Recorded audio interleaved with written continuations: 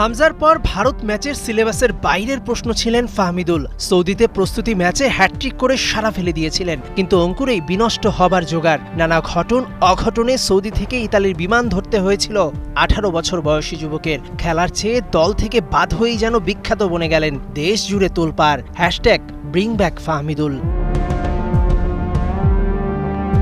সেই ঘটনার পর এবার ক্যামেরার সামনে প্রথম মুখ খুললেন এই ওয়ান্ডার বয়। জাতীয় দলের সাবেক ফুটবলার ও প্রিমিয়ার লিগের ক্লাব ফর্টিসেপসির ম্যানেজার রাশিদুল ইসলামকে ইতালিতে দেয়া এক সাক্ষাৎকারে ফাহমিদুল গোমর ফাঁস করলেন। তার সঙ্গে সবার ভালো সম্পর্ক আগেও ছিল, এখনো আছে। এমনকি দলের অনেকের সঙ্গে কথা হয় ফাহমিদুলের। বাংলাদেশের ফুটবল ফ্যানদের ধন্যবাদ, তারা আমাকে অনেক উচ্চতায় নিয়ে গেছেন। আল্লাহ পাক চাইলে আমি একদিন বাংলাদেশের হয়ে খেলবো। সবার সাথে ভালো সম্পর্ক ছিল আমার, কারোর সাথে খারাপ সম্পর্ক ছিল না।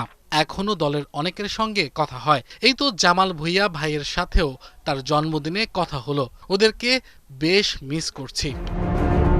যদিও এটা হতে পারে ফাহমিদুলের বদান্যতা, নাকি জাতীয় দলের কোনো ব্যাড সাইড গোপন করার প্রচেষ্টা।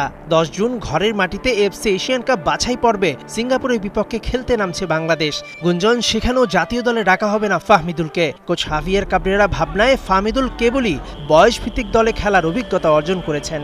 কিন্তু ইতালিতে গিয়ে সাবেক জাতীয় দলের ফুটবলার রাশিদুল ইসলাম ফাহমিদুলের খেলা দেখে বলছেন, ফাহমিদুল জাতীয় দলে খেলার যোগ্যতা রাখেন। অন্য খেলার দিন শেষ, আগামীতে ফুটবলের বাংলাদেশ, এই মটো মাথায় রেখে কাজ করছে বাফুফে। বৈষম্যহীন বাংলাদেশে ফুটবলেও কোনো বৈষম্য নয়, পারফরমেন্সই হোক শেষ কথা। তাবিত আওয়ালের মতো তরুণ নেতৃত্বের হাত ধরে সেই স্বপ্ন তো দেখতেই পারে বাংলাদেশ। মেহেদী নাইম, ৭১।